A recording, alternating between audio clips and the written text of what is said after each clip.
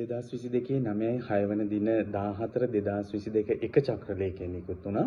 එතකොට 14 2022 එක චක්‍රලේඛය මගින් පැහැදිලි කරේ නැත්නම් මේකෙන් සිදු කරේ 14 2022 කියන චක්‍රලේඛයේ තියෙන වගන්තිම කිහිපයක් සංශෝධනයකට ලක් කරා. එතකොට මේකේ ප්‍රධාන වශයෙන්ම පළවෙනියෙන්ම කිව්වා විධායක ශ්‍රේණිය යන්නට ජ්‍යෙෂ්ඨ මට්ටම ලෙස නිවැරදි වෙන්න ඕනේ කියලා. ඒකෙන් අදහස් කරේ කලින් චක්‍රලේඛයේ 14 2022 එක චක්‍රලේඛය මගින් පැහැදිලි කරලා තිබුණා. අදාළ චක්‍රලේඛය මගින් පරිවාස කාලයේ යටතේ නිවාඩු ලබා ගන්නවා නම් පරිවාස කාලයේ යටතේ නිවාඩු ලබා ගන්න පුළුවන් වෙන්නේ විධායක ශ්‍රේණියට අයත් නොවන නිලධාරීන්ට කියලා පැහැදිලි කරලා තිබුණා. නමුත් මේකේ මේ චක්‍රලේඛයේ මගින් ඒක පැහැදිලි කරා විධායක ශ්‍රේණිය යන ජ්‍යෙෂ්ඨ මට්ටම ලෙස නිවැරදි වෙන්න ඕනේ කියලා. එතකොට පරිවාස කාලය තුල සිටින ජ්‍යෙෂ්ඨ මට්ටමට අයත් නොවන නිලධාරීන්ට මේ යටතේ නිවාඩු ලබා ගැනීමට හැකියාවක් පවතිනවා කියන විදිහට සංශෝධනය කරා.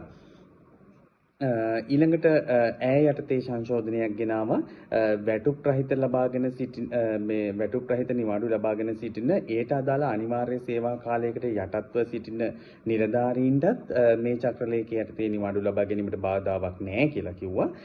ඒකේ පැහැදිලි කරා ඒ අනුව අනිවාර්ය සේවා කාලයක් සම්පූර්ණ කර තිබීම අවශ්‍ය නැහැ. අනිවාර්ය සේවා කාලයට යටත් වෙලා ඉන්න අයට උනත් මේක මේ යටතේ චක්‍රලේඛයේ නිවාඩු ලබා ගන්න පුළුවන් වැටුප් රහිත නිවාඩු ලබාගෙන ඒ යටතේ අනිවාර්ය සේවා කාලයකට යටත් වෙලා ඉන්න නිලධාරීන්ට.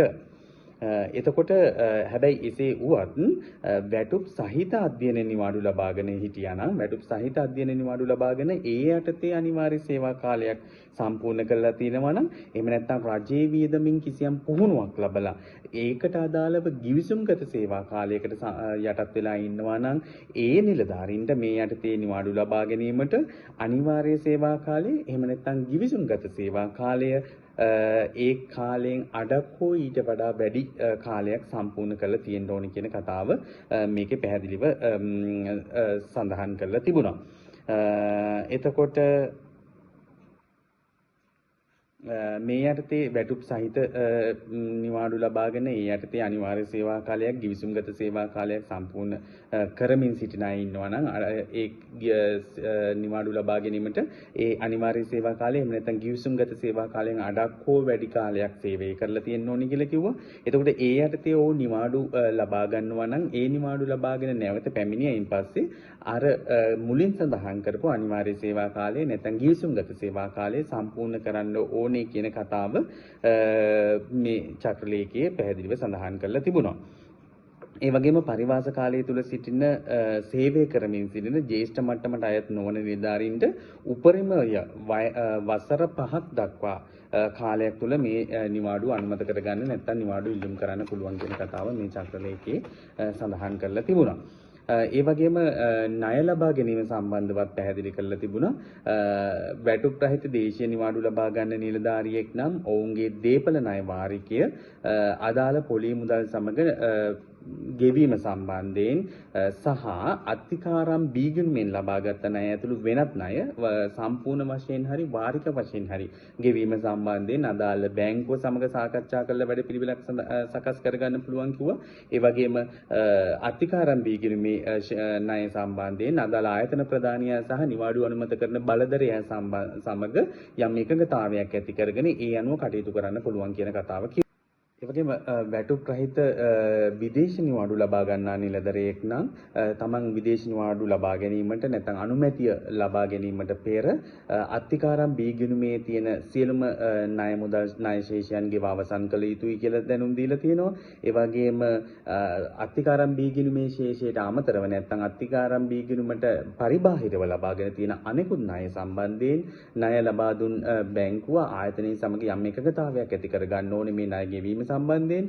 ඒ සඳහා ඇයට ඕනනම් පුළුවන් තමන්ගේ විදේශ ප්‍රේෂණ ලංකාවට එවීම සඳහා භාවිතා කරන විදේශ ව්‍යවහාර මුදල් සමග අදාළ ගිණුම ඒකාබද්ධ කරන්න පුළුවන් නැත්නම් ස්ථාවර නියෝග ලබා දෙන්න පුළුවන් වගේ වැඩපිළිවෙලක් සකස් කර ගන්න ඕනි කියන කතාව මේ චක්‍රලේඛයේදී සඳහන් කරලා තිබුණා. ඒ වගේම නිවාඩු අනුමත කරගන්න දේශීය හෝ විදේශීය නිවාඩු ලබා ගන්නා නිලධරයෙක් අදාළ නිවාඩු අනුමත කිරීමට පෙර දිනේදී Tamanට හිමි මූලික වැටුපට අදාළ වැන්දපු පුරුෂ අනත්දරු දායක මුදල් විශ්‍රාම වැටුප් අධ්‍යක්ෂක ජෙනරාල් වෙත ප්‍රේෂණය කිරීමට කටයුතු කරන්න ඕනි කියලා කියනවා. ඒතකොට දේශීය වැටුප් රහිත නිවාඩු ලබා ගන්නා නිලධරයෙක් නම් ඒක දේශීය වළංගු මුදලින් ගෙවන්න ඕනේ. විදේශ නිවාඩු යන නිලධරයෙක් නම් තමා භාවිතා කරන විදේශ ව්‍යවහාර මුදල් ගිණුම මගින් අදාළ ප්‍රේෂණ විශ්‍රාම වැටුප් අධ්‍යක්ෂක ජෙනරාල් වෙත ප්‍රේෂණය කිරීමට නැත්නම් යොමු කිරීමට කටයුතු කරන්න ඕනේ කියන කතාව මේ චක්‍රලේඛයේ මගින්ද සඳහන් කරලා තිබුණා. ඒ වගේම විදේශ ප්‍රේෂණ සම්බන්ධයෙන් ගත්තොත් එහෙම තමාගේ විදේශ ව්‍යවහාර මුදල් ගිණුම භාවිතා කරලා විදේශ ප්‍රේෂණ එවන්නත් පුළුවන්. ඒ වගේම තමාගේ නමට තියෙන රුපියල් ගිණුම හරහා ඕනනම් මේ ප්‍රේෂණ ලංකාවට යොමු කරන්නත් පුළුවන් කියන කතාව මේ මගින් දක්වලා තිබුණා. ඒ වගේම මේ ගිණුම් වලින් වැන්ද බොනත්දරු දායකාර මුදල් ගෙවීම සිදු කරනවා නම් ඒ සඳහා අදාළ පරිදි ස්ථාවර නියෝග ලබා දීමට කටයුතු කරන්න ඕනේ කියන කතාව මෙම චක්‍රලේඛයේ මගින්ද පැහැදිලි කරලා තිබුණා. ඒ වගේම විදේශ ප්‍රේෂණ කිරීම අවම වශයෙන් මාස 3කට වරක්වත් සිද්ධ කරන්න ඕනේ කියන කතාව මේකේ සඳහන් කරලා තිබුණා. ඒ වගේම විදේශගත වන නිලධරයෙක් මේ විදේශ ප්‍රේෂණ ලංකාවට යොමු කරනකොට ඒවා Taman විදේශ ප්‍රේෂණ ලංකාවට නිසි පරිදි යොමු කරා කියන සහතිකය නැත්නම් ඒවා තහවුරු කරන්න අදාළ ලිපි ලේඛන තමා සන්තකයේ තබාගත යුතුයි කියන කතාව පැහැදිලිව සඳහන් කරලා තියෙනවා. ඒ වගේම විදේශ නිවාඩු අවසන් කරලා නැවත ලංකාවට පැමිණ සේවයට වාර්තා කරයින් පස්සේ එම තොරතුරු විධිමත් පරිදි තමාගේ පුද්ගලික ගිණුමට ඇතුළත් කිරීම සඳහා විශ්‍රාම වැටුප් අධ්‍යක්ෂක ජෙනරාල්ටද පිටපතක් සහිතව තම ආයතන ප්‍රධානියා වෙත ලබා දිය යුතුයි කියන කාරණාව මේ චක්‍රලේඛයේ මගින් පැහැදිලි කරලා තිබුණා. ඒ වගේම යම් කිසි නිලධරයෙක් මේ වන විටත් ආයතන සංග්‍රහය අනුව නිවාඩු ලබාගෙන එම අනුමත නිවාඩු කාල සීමාව තුළ විදේශයක රැඳී සිටිනවා නම් ඔහුට හෝ ඇයට තම විදේශ නිවාඩු කාල සීමාවේ ඉතිරි කාලය 14/2022 චක්‍රලේඛයේ පරිදි ලබා ගන්න පුළුවන් කිව්වා. එහෙම නැත්නම් තම නිවාඩු කාලය දීර්ඝ කර ගැනීමට බලාපොරොත්තු වෙනවා නම් එම දීර්ඝ කර ගැනීමේ කාල සීමාව 14/2022 චක්‍රලේඛයේ යටතේ ලබා ගැනීමට හැකියාවක් පවතිනවා. එතකොට මේ නිවාඩු සංශෝධනය කර ගැනීම නැත්නම් දීර්ඝ කර ගැනීම නැවත ලංකාවට පැමිණීමකින් තොරව තමා සේවය කරන නැත්නම් තමා රැඳී සිටින විදේශ රටේ තානාපති කාර්යාලය මහා කොමසාරිස් කාර්යාලය හරහා ලිඛිත ඉල්ලුමක් අදාළ අමාත්‍යාංශයේ ලේකම් වෙත ඉදිරිපත් කිරීමෙන් එම සංශෝධනය හෝ දීර්ඝ කර ගැනීම අනුමත කර ගැනීමට අවස්ථාව ලබා ගන්න පුළුවන් කියන කතාව මෙම චක්‍රලේඛයේ පැහැදිලිව සඳහන් කරලා තිබුණා. ඒ වගේම තවත් වැදගත් වෙන කතාවක් මෙහි සඳහන් කරලා තිබුණේ ප්‍රේෂණ සම්බන්ධයෙන්. එතකොට ලංකාවට ප්‍රේෂණය කරන මුදල් ප්‍රේෂණය කරනකොට ප්‍රාථමික මට්ටමේ කෙනෙක් නම් මාසිකව ඇමරිකානු ඩොලර් 100ක්, ද්විතීක මට්ටමේ කෙනෙක් නම් මාසිකව ඇමරිකානු ඩොලර් 200ක්, තෘතීක මට්ටමේ කෙනෙක් නම් ඇමරිකානු ඩොලර් 300ක්, ज्येष्ठ මට්ටමට අයත් නිලධරයෙක් නම් ඇමරිකානු ඩොලර් 500ක් හෝ තමාට විදේශ රැකියාවෙන් ලැබෙන වැටුපෙන් 25% මෙරටට ප්‍රේෂණය කරන්න ඕනේ කියන කතාව මේ සඳහා මෙහි පැහැදිලිව සඳහන් කරලා තිබුණා.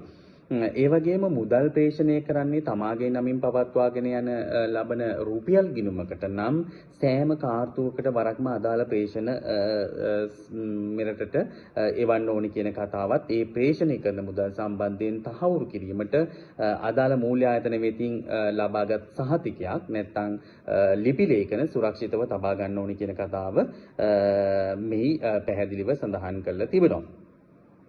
ඒ වගේම මෙහි සඳහන් මේ මුදල් ප්‍රේෂණය කිරීම සම්බන්ධ කටයුතු හෝ එහෙම නැත්නම් තමාට අදාළ නිශ්චිත ප්‍රමාණ වලින් මුදල් ප්‍රේෂණය නොකිරීම, ඒ වගේම විශ්‍රාම වැටුප් දායක මුදල් නිසි පරිදි නොගෙවීම, මේ කොන්දේසි වලට අදාළව මුදල් ප්‍රේෂණය නොකිරීම, අන්න ඒ වගේ යම් කිසි ගිවිසුම්ගත නැත්නම් චක්‍රලේඛ විධිවිධාන ප්‍රකාරව මුදල් ප්‍රේෂණය නොකිරීම හෝ විශ්‍රාම වැටුප් අනත්දරු දායක මුදල් නොගෙවීම තමාගේ නිවාඩු කාලය අවසන් කළ නැවත සේවයට වාර්තා කිරීමේදී ජ්‍යෙෂ්ඨතාවයේ තීරණය කිරීමේදී සහ විශ්‍රාම වැටුප්දායක මුදල් ගණනය කිරීමේදී අදාළ කාල සීමාව ජ්‍යෙෂ්ඨතාවයේ සහ විශ්‍රාම වැටුපට එකතු වීම අහිමි වීමට නැත්නම් මේ වරප්‍රසාදය අහිමි වීමට හේතුවක් වෙනවා කියන කාරණාව මේකෙදී පැහැදිලිව සඳහන් කරලා තිබුණා.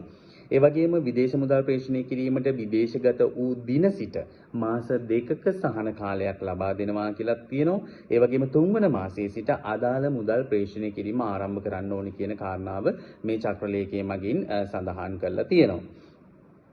ඒ වගේම ආයතන සංග්‍රහයේ මේ වන කොටත් පැවතුන විධිවිධානයක් තමයි 12 වන පරිච්ඡේදයේ 16 වන වගන්තියට අනුව රාජ්‍ය නිලධාරීන්ට විදේශගත වීමට අවස්ථාව ලබා දීලා තිබුණා. මෙම චක්‍රලේඛය මගින් එම විධිවිධානයට බාධාවක් ගෙන දෙන්නේ නැහැ කියන කාරණාවත් මේකේ පැහැදිලිව සඳහන් කරලා තිබුණා.